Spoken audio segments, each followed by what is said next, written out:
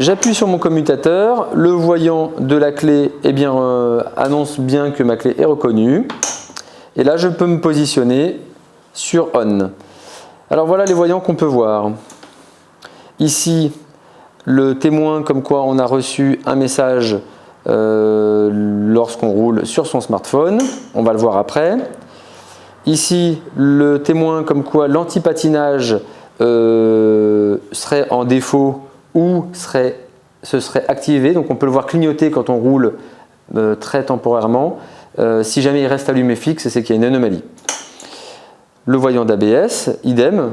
Le voyant pourrait s'allumer lorsqu'on roule et également si jamais il reste allumé fixe, c'est qu'il y a une anomalie. Le voyant d'anomalie de capteur électronique, c'est le moteur orange qui, quand il reste allumé pendant qu'on roule, annonce une anomalie.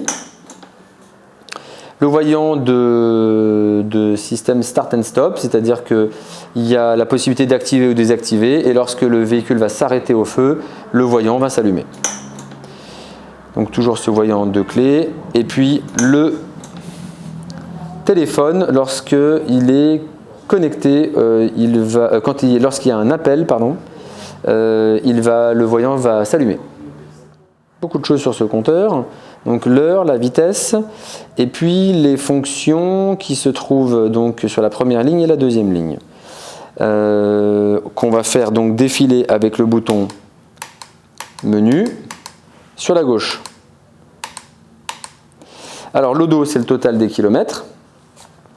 La consommation ici qui est instantanée, ainsi que AVE, c'est quand on passe sur la fonction supplémentaire, donc suivante. AVE, c'est average pour la moyenne.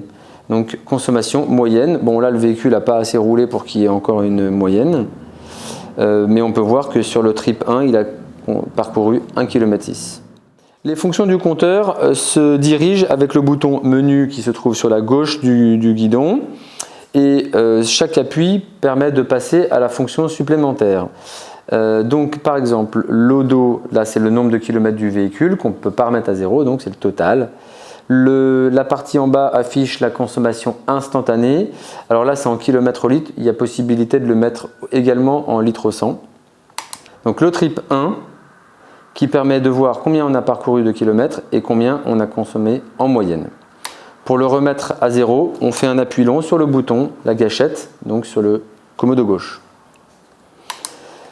Le trip 2 qui annonce la même chose et en général je recommande aux clients d'utiliser le deuxième trip pour le niveau d'huile. C'est-à-dire qu'à chaque fois que le niveau d'huile va être réalisé et vous aurez un contrôle à faire tous les 1000 km, impérativement au plus tard, vous remettrez à 0 en faisant l'appui long. Le premier trip, vous pouvez l'utiliser pour le carburant ou n'importe quel trajet que vous voulez faire.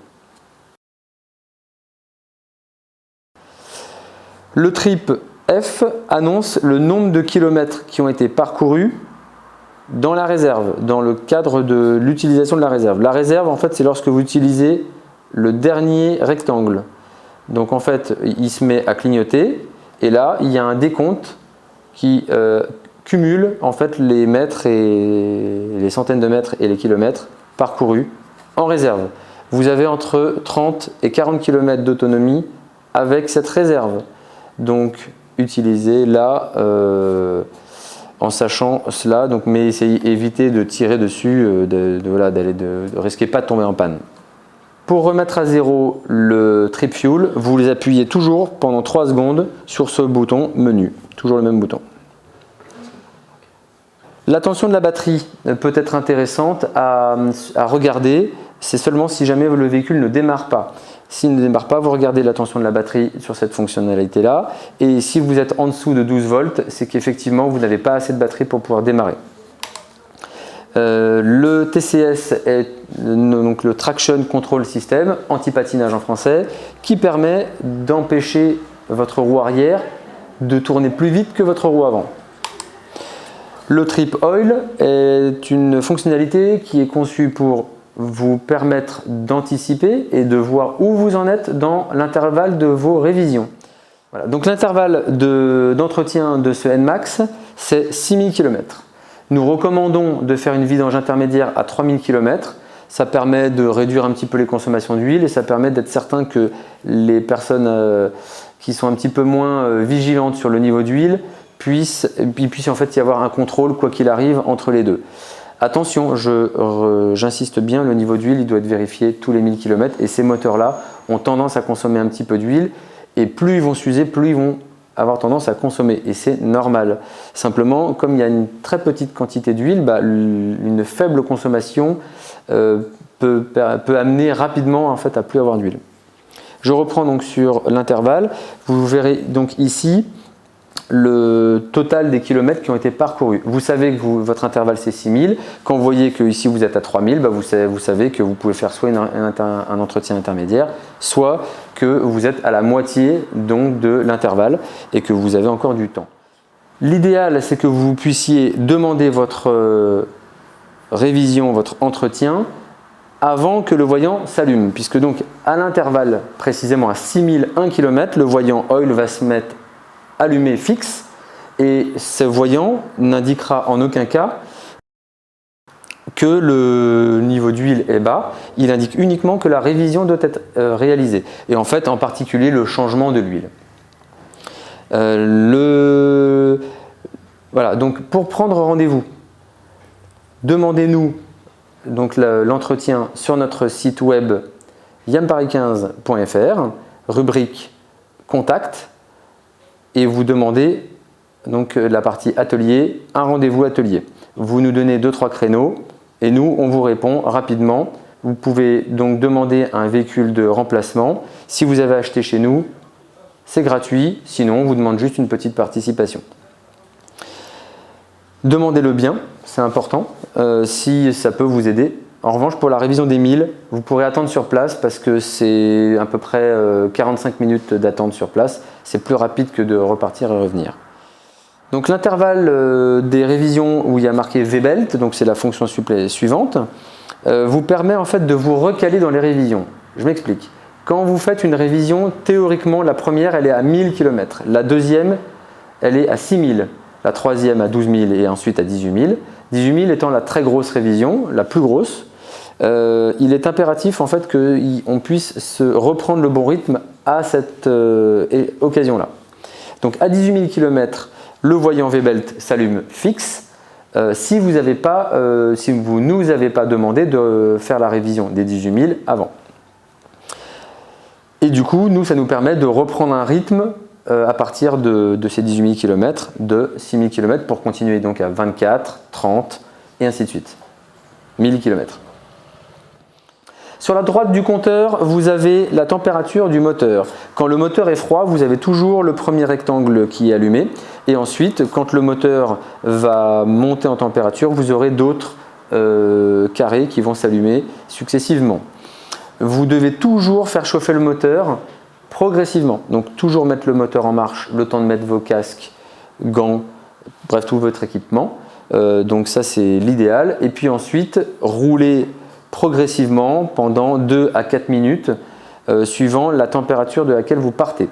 C'est-à-dire que quand il fait canicule, oui, ça va plutôt être 2 minutes. Quand il fait très froid, ça va être 1 minute de chauffe avant de partir et ensuite plutôt 4 minutes à rouler progressivement en demandant un effort de plus en plus élevé pour que le moteur monte en température de manière progressive. Si vous ne respectez pas ça, vous allez dégrader très vite le moteur et ça c'est le genre de choses typiques qui fait augmenter les consommations d'huile.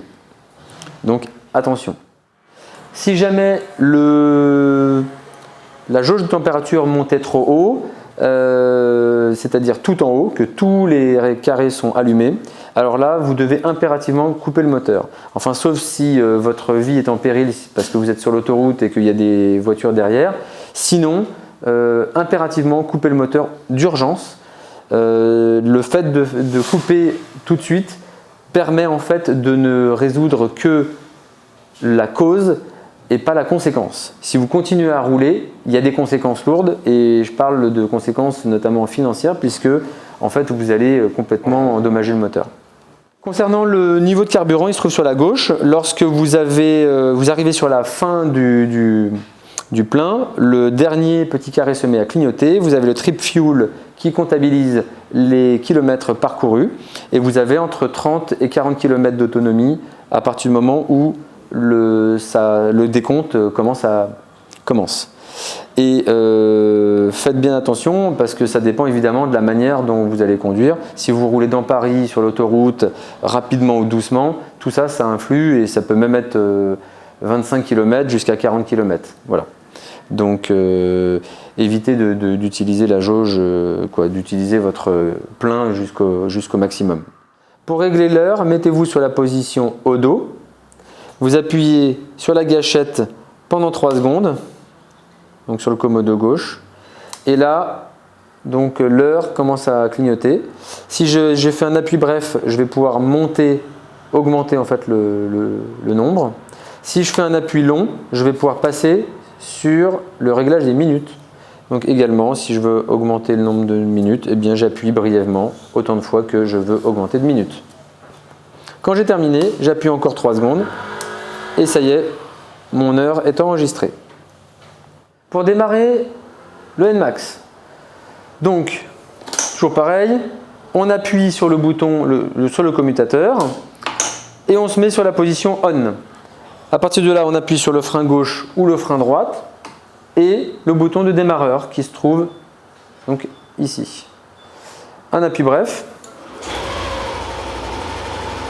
et le moteur est démarré.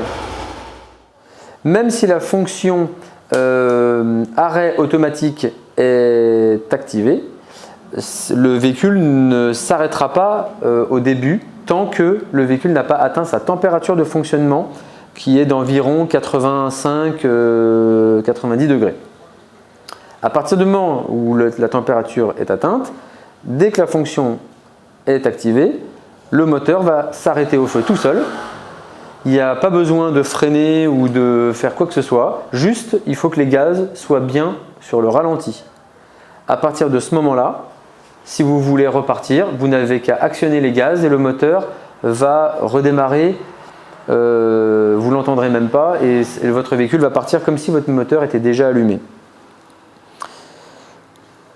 Voilà. Et pendant que la fonction Start and Stop est active, c'est-à-dire que le moteur est éteint, mais votre véhicule est allumé, vous aurez un voyant vert qu'on a vu au début qui se trouve sur le compteur.